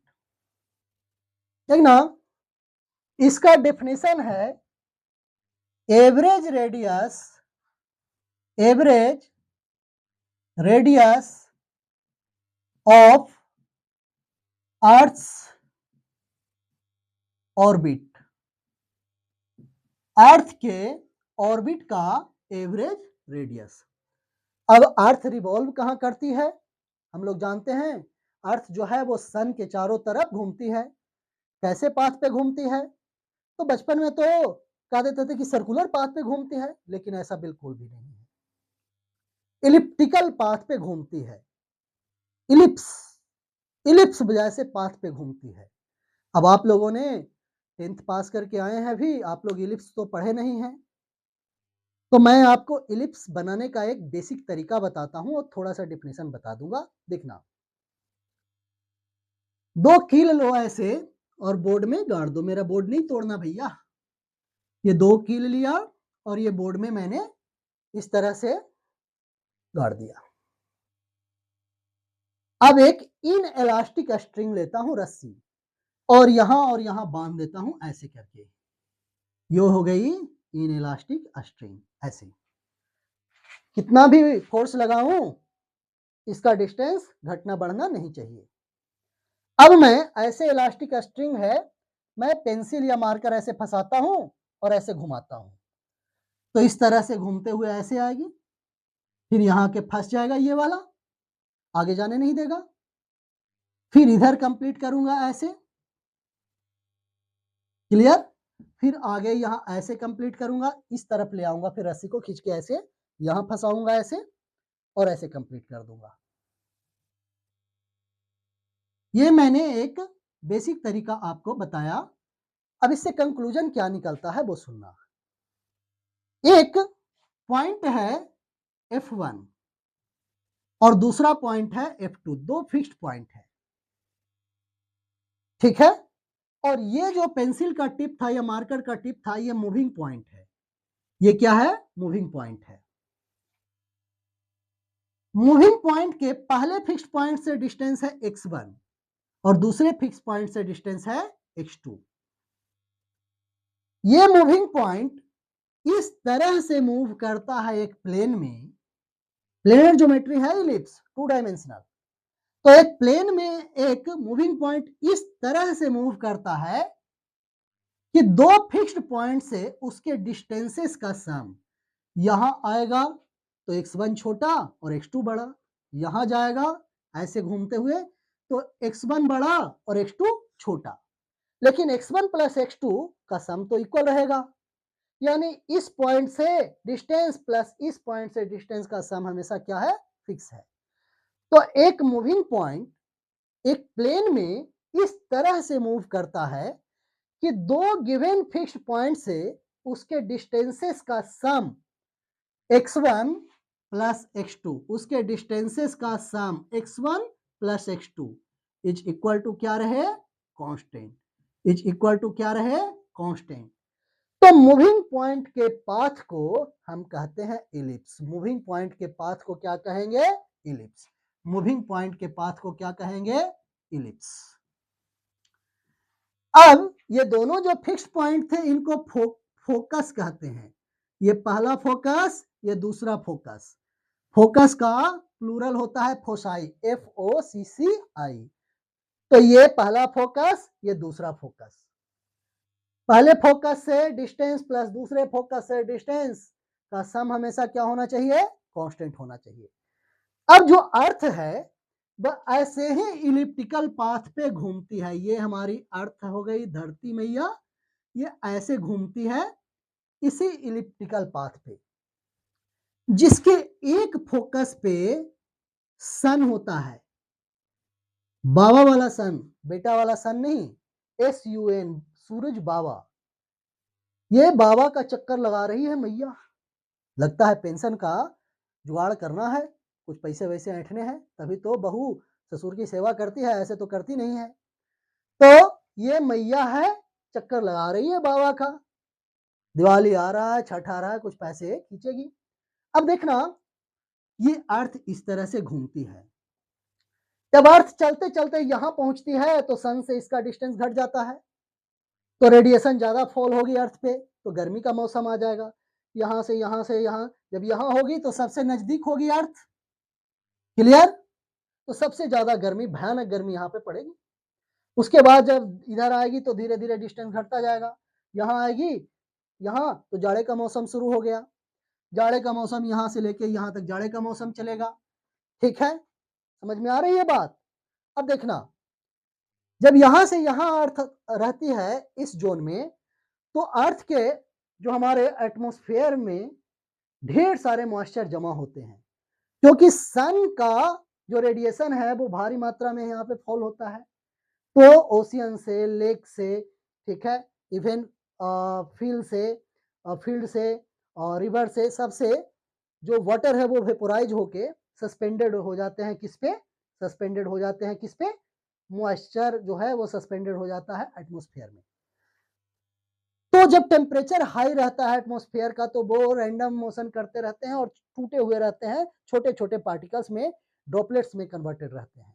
लेकिन जैसे ही यहां आती है अर्थ, टेम्परेचर घटना शुरू होता है, और दो जो रैंडम मोशन करने वाले वाटर के ड्रॉपलेट्स हैं जुड़ के एक बड़े ड्रॉप का फॉर्मेशन करते हैं। जब बड़ा ड्रॉप बनने लगा तो धीरे धीरे धीरे धीरे क्या होना शुरू होगा? धरती पे बारिश का मौसम शुरू होगा। तो गर्मी के बाद यहां से यहां तक क्या होगी?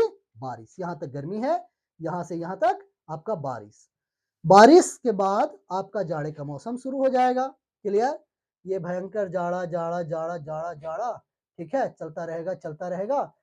थोड़ी बहुत जब जाड़ा खत्म होने वाला होता है और यहाँ से टेम्परेचर भी कम है और यहाँ से थोड़ा मॉइस्चर अर्थ से वेपोराइज होकर एटमॉस्फेयर में जा रहा है, यानी थोड़ा सा गर्मी भी बढ़ गया, तो उस समय शीत गिरना शुरू होता है, ठीक है। और थोड़ा सा रिटर्न मानसून होता है, जो 14 जनवरी के आसपास मकर संक्रांति को बारिश होती है, वो रिटर्न मानसून कुछ इस जोन में होती है। फिर से गर्मी का मौसम शुरू, और इस तरह से। तो ये सारी चीजें तो नॉलेज के लिए मैंने बता दिया। अब सुनना गौर से मेरी बात। इलिप्स का ये जो लाइन है, ये वाली, ये लाइन कहलाती है मेजर एक्सिस। क्या कहलाती है? Major axis. मेजर एक्सिस, ठीक है। ये जो सेंटर है, सेंटर से इसके परपेंडिकुलर लाइन, ये जो लाइन है, ये कहलाएगी माइनर एक्सिस। क्या कहलाएगी? Minor axis. Major axis, minor axis, major axis, minor axis, ये सेंटर है। अब देखना, अर्थ की रेडियस इस पाथ पे फिक्स नहीं होती। जब यहां पे अर्थ है तो लगाती इस पॉइंट के चक्कर नहीं है, सन का चक्कर लगाती है, सन का। यानी यहां से यहां तक ये जो होगी वो रेडियस होगी। यानी जब अर्थ यहां होगी तो रेडियस की वैल्यू सबसे बड़ी, जब घूमते हुए अर्थ यहां चली आएगी तो रेडियस की वैल्यू सबसे छोटी, क्लियर? तो जो फार डिस्टेंट पॉइंट है, सबसे दूर वाला पॉइंट है अर्थ का सन से, वो पॉइंट कहलाता है एपहेलियन। क्या कहलाता है? Aphelion, APHELION, aphelion. और ये जो लेंथ है यहां से यहां तक, यानी सबसे बड़ी रेडियस जो है वो कहलाती है एपोगी, APOGEE। इसे स्मॉल ए से रिप्रेजेंट करते हैं, यानी सबसे बड़ी रेडियस एपोगी, और इस पॉइंट को कहते हैं एपहेलियन। क्या कहते हैं? Aphelion.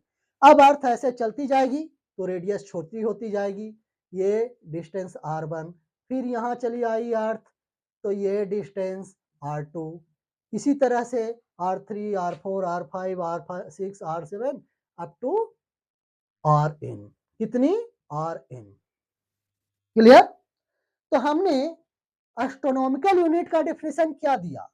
Average radius of earth's orbit, average radius of earth's orbit, clear? तो इन सारे रेडियाई का जब एवरेज लेंगे यानी सबका सम डिवाइडेड बाई n करेंगे तो हमें क्या मिलेगा, हमें क्या मिलेगा, 1 एस्ट्रोनॉमिकल यूनिट। तो यहां देखना, ये तो सबसे बड़ी लेंथ थी यानी रेडियस थी एपोगी। अब सन के जब सबसे नजदीक अर्थ होती है तो इस पॉइंट को कहते हैं पेरीहेलियन। क्या कहते हैं, पेरीहेलियन। और ये जो सबसे छोटी रेडियस है यहां से यहां तक, इस रेडियस को कहते हैं पेरिगी। क्या कहते हैं, पेरिगी, PERIGEE, पेरिगी। इस रेडियस को क्या कहते हैं, पेरिगी। इसे छोटी p से रिप्रेजेंट करते हैं। एपोगी सबसे बड़ी रेडियस, पेरिगी सबसे छोटी रेडियस। सबसे सन से अर्थ का सबसे डिस्टेंट पॉइंट एफेलियन कहलाता है और सन से सबसे नियरेस्ट पॉइंट जो अर्थ का होता है वो पेरीहेलियन कहलाता है। पेरीहेलियन के करस्पॉन्डिंग रेडियस पेरिगी और एफेलियन के करस्पॉन्डिंग रेडियस एपोगी। अब हम लोग क्या करते हैं, एवरेज रेडियस निकालते हैं। R average, R average is equal to R1 plus R2 plus R3 dot dot dot dot dot dot dot dot up to Rn। जितनी ज्यादा हम लोग मेजरमेंट लेंगे उतना एक्यूरेट रिजल्ट आएगा। n की वैल्यू जितना ज्यादा बढ़ाएंगे उतना ज्यादा रिजल्ट आएगा। यानी ये हो गया R1 plus R2 plus Rn divided by n। इसका अप्रॉक्स वैल्यू जो होता है एपोगी प्लस पेरिगी बाई 2 के इक्वल होता है। और इसका अप्रोक्स वैल्यू और हम कह सकते हैं, मान लो ये जो मेजर एक्सिस है इसकी लेंथ है x और ये जो माइनर एक्सिस है इसकी लेंथ है y। इसकी लेंथ कितनी है, y। तो ये डिस्टेंस x बाई 2 और ये डिस्टेंस y बाई 2। तो हमारा r जो होता है, r जो होता है वो x by 2 plus y by 2 का एवरेज होता है। क्लियर, यानी 1 by 2 into X plus y by 2 यानी x plus y by 4, x plus y by 4। Semi major axis की length plus semi minor axis की लेंथ डिवाइडेड बाई 4, ये होता है हमारा एवरेज रेडियस। जब हम लोग इसकी वैल्यू कैलकुलेट करते हैं तो इसकी अप्रोक्स वैल्यू आती है, यानी सन से अर्थ का डिस्टेंस, इसका अप्रोक्स वैल्यू आता है 1.49 इंटू 10 का पावर 11 मीटर, 1.49 इंटू 10 का पावर 11 मीटर। और फर्दर अप्रोक्सीमेशन करेंगे तो 1.5 इंटू 10 का पावर 11 मीटर। यानी ये जो डिस्टेंस है वो है 1 एस्ट्रोनॉमिकल यूनिट, 1.5 इंटू 10 का पावर 11 मीटर, 1.5 इंटू 10 का पावर 11 मीटर। चलता हूं आगे, इतना नोट कीजिए।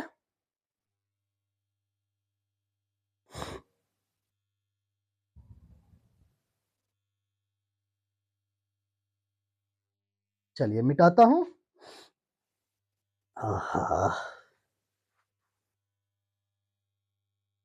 अब एस्ट्रोनॉमिकल यूनिट के बाद है लाइट ईयर, एस्ट्रोनॉमिकल यूनिट के बाद है लाइट ईयर,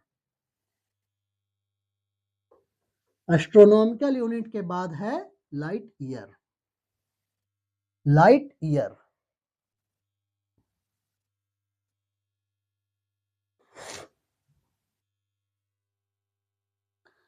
सेवेंथ यूनिट है light year.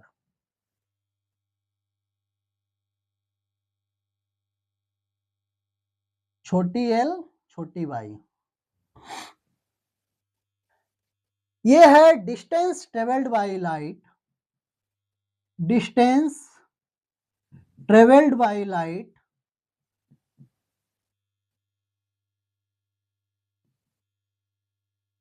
In 1 solar year, 1 solar year in complete vacuum.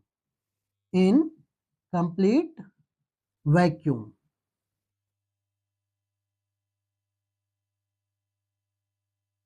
One solar year का मतलब अर्थ जितने दिनों में सन का एक चक्कर लगा ले उसे कहते हैं सोलर ईयर। ठीक है, क्लियर? मून जितने दिनों में अर्थ का एक चक्कर लगा ले उसे कहते हैं लूनर मंथ। क्या कहते हैं? Lunar month. लूनर ईयर नहीं होता, लूनर मंथ होता है और सोलर ईयर होता है। तो देखना, सन का एक चक्कर लगाने में अर्थ कितना दिन लेती है? 365.25 डेज। कितना दिन? 365.25 डेज। अब एक दिन में कितने घंटे? 24। तो इंटू 24, ये आवर में बदल गया। अब आवर को मिनट में बदलना है तो 1 आवर में कितने मिनट? 60 मिनट। और 1 मिनट में कितने सेकेंड? 60 सेकेंड, यानी इतना सेकेंड हो गया। मैंने डे को कन्वर्ट कर लिया किसमें? सेकेंड में, यानी इतना सेकेंड होता है 1 ईयर में। अब speed of light in vacuum, complete vacuum में लाइट की स्पीड कितनी होती है? 299,792,458 मीटर पर सेकेंड। अब एक वर्ष में कवर किया गया डिस्टेंस हमें कैलकुलेट करना है, और जितना डिस्टेंस आएगा वही क्या कहलाएगा? 1 लाइट ईयर। तो 1 light year is equal to distance covered is equal to speed into time, speed c और टाइम t। c की वैल्यू 299,752,458 इतना मीटर पर सेकेंड, इनटू टाइम की value 365.25 into 224 into 60 into 60 second. Second ने second को मार दिया, जो आएगा वो वैल्यू किस में आएगा? मीटर में। तो ये वैल्यू आपका मीटर में आता है, और ये आता है इंटू 10 का पावर 15 मीटर, और ये वैल्यू आता है 1.1 इंटू 10 का पावर 15 मीटर। ठीक है, एक मिनट देख लेता हूं। सॉरी, ये आता है 9.46 इंटू 10 का पावर 15 मीटर, यानी 1 light year is equal to 9.46 into 10 का पावर 15 मीटर। 9.46 इंटू 10 का पावर 15 मीटर, ये आपका वैल्यू है इसका 1 लाइट ईयर का। यानी एक वर्ष में वैक्यूम में जितना डिस्टेंस ट्रेवल करती है लाइट, वो डिस्टेंस कहलाती है क्या? 1 लाइट ईयर। अब 1 लाइट ईयर के बाद आते हैं आखिरी यूनिट, जो बड़ी डिस्टेंस को मेजर करने के लिए यूज होती है, वो है पारसेक। पारसेक। तो नेक्स्ट हम चलते हैं पारसेक की तरफ। नेक्स्ट चलते हैं किसकी तरफ? पारसेक की तरफ। तो 8th यूनिट और लास्ट यूनिट है जो 11th 12th के सिलेबस में है, वो है पारसेक। देखना, 8th यूनिट पारसेक, स्मॉल से शुरू करेंगे सब। पारसेक, छोटी पी छोटी सी, सॉरी छोटी पी, हाँ छोटी सी, पारसेक। ठीक है, अब आगे चलता हूं। छोटी पी छोटी सी, पारसेक। पारसेक को समझने के लिए हमें एंगल को समझना होगा। देखना, हम लोग जानते हैं क्या कि सर्कल के सेंटर पे बना हुआ जो एंगल होता है वो 360 डिग्री का होता है। कितने डिग्री का? 360 डिग्री का। मान लेता हूं ये पॉइंट ए, ठीक है, मैंने एक राउंड ऐसे घुमा दिया तो जो एंगल बन के आई वो कितने? 360 डिग्री। अब मैंने इसको क्या किया? 1 2 3 4 ऐसे 360 पार्ट्स में डिवाइड कर दिया। 360 इक्वल पार्ट्स में डिवाइड कर दिया। तो प्रत्येक छोटा वाला पार्ट, ये मान लेता हूं ये आत्मा, ये भूत। तो आत्मा और भूत वाले छोटे वाले आर्क के द्वारा बनाया गया यहाँ पे एंगल कितना, टोटल एंगल 360, उसको मैंने कितने पार्ट में बांटा, 360 पार्ट में। तो ये छोटा सा एंगल कितना, ये छोटा सा एंगल 1 डिग्री, 1 डिग्री। क्लियर? अब मैं इस छोटे से आर्क को यहां बनाता हूं इनलार्ज करके दिखाने के लिए। ये आत्मा, ये भूत, यही वाला ए बी है और ये सेंटर ओ। ठीक है, अब ओ से मैं ए बी को मिला देता हूं। ये एंगल कितना, 1 डिग्री। कितना, 1 डिग्री।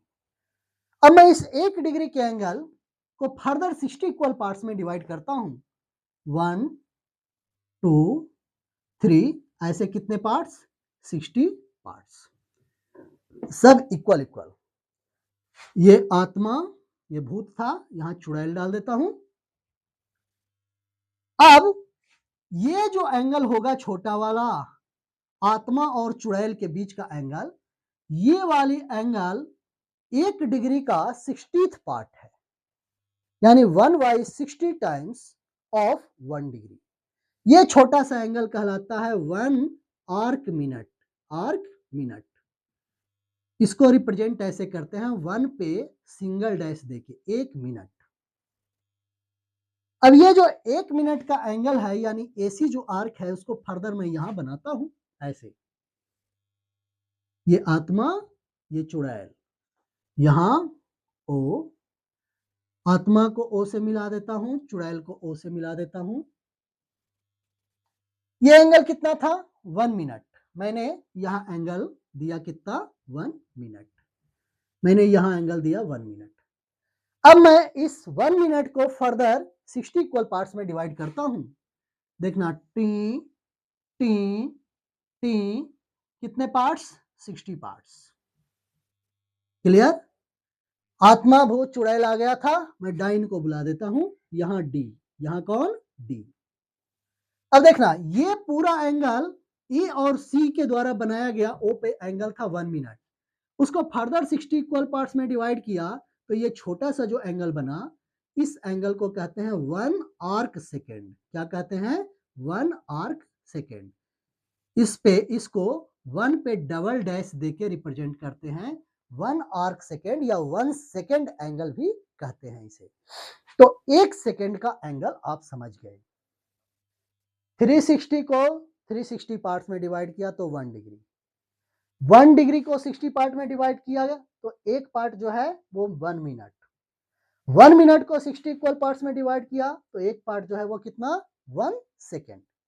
अब इस 1 सेकेंड एंगल का यूज करेंगे हम पार्सेक के डेफिनेशन में। पार्सेक का डेफिनेशन क्या कहता है कि 1 एस्ट्रोनॉमिकल यूनिट के इक्वल लेंथ, यानी 1 एस्ट्रोनॉमिकल यूनिट लेंथ के द्वारा, 1 एस्ट्रोनॉमिकल यूनिट लेंथ के द्वारा जितने डिस्टेंस डी पे 1 आर्क सेकेंड का एंगल बनाया जाए, 1 आर्क सेकेंड का एंगल बनाया जाए, उस डिस्टेंस को कहते हैं 1 पार्सेक। उस डिस्टेंस को क्या कहते हैं, 1 पार्सेक। 1 एस्ट्रोनॉमिकल यूनिट लेंथ के द्वारा जितने डिस्टेंस पे 1 आर्क सेकेंड का एंगल बनाया जाए, 1 सेकेंड का एंगल बनाया जाए, उसे कहते हैं 1 पार्सेक।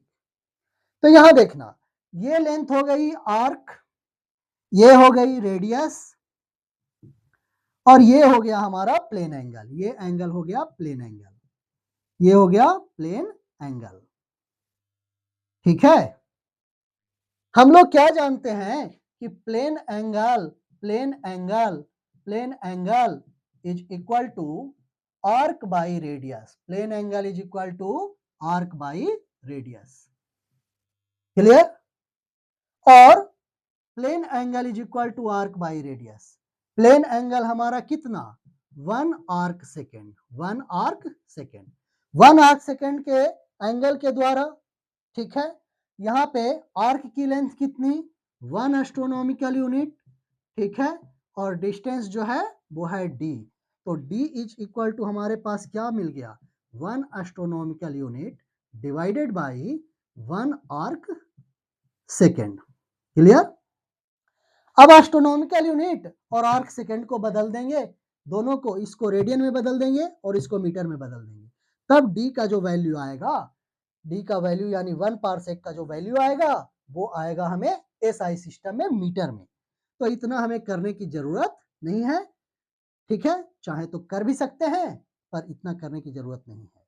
यानी ये जो डिस्टेंस डी आई वो आई 1 पारसेक, 1 पारसेक, और 1 पारसेक इज इक्वल टू होती है 3.26 लाइट ईयर, 3.26 लाइट ईयर, यानी 3.26, ये वैल्यू याद रखना, ये डायरेक्ट मेडिकल में एक बार पूछा है।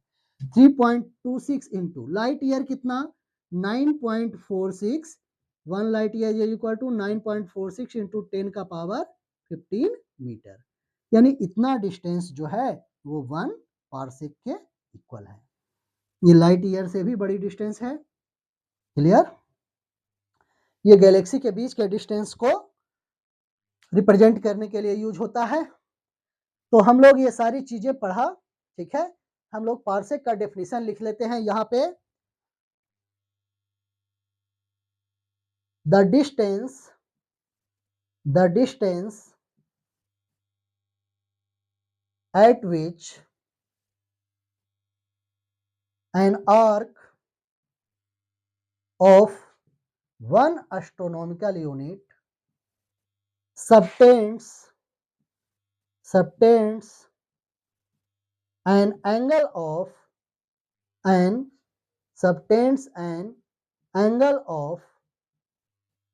1 arc second, 1 arc second is called 1 parsec, is called 1 parsec। Clear. यानी 1 एस्ट्रोनॉमिकल यूनिट के इक्वल लेंथ के आर्क के द्वारा जितने डिस्टेंस पे 1 आर्क सेकेंड के एंगल बनाए जाए उसी डिस्टेंस को कहते हैं 1 पारसेक। क्लियर। तो लेंथ के सारे यूनिट्स जो 11th-12th में जेईई नीट में आपको यूज करने हैं, सबको मैंने आज पढ़ा दिया। तो आज का लेक्चर यहीं तक, और मैं आपसे रिक्वेस्ट करता हूं कि एक ब्रांडेड इंस्टीट्यूट का मटेरियल आप मुझसे जरूर परचेज करें, ताकि आपको हर चीज का एकदम डिटेल एनालिसिस मिले, उसमें हर टॉपिक कवर हो और कंपटीशन के लेवल का असाइनमेंट मिले, जिस पे प्रैक्टिस करके आप कंपटीशन को फोड़ सके। हम तो बिहारी हैं, जब तक फोड़ेंगे नहीं तब तक छोड़ेंगे नहीं। Thank you very much.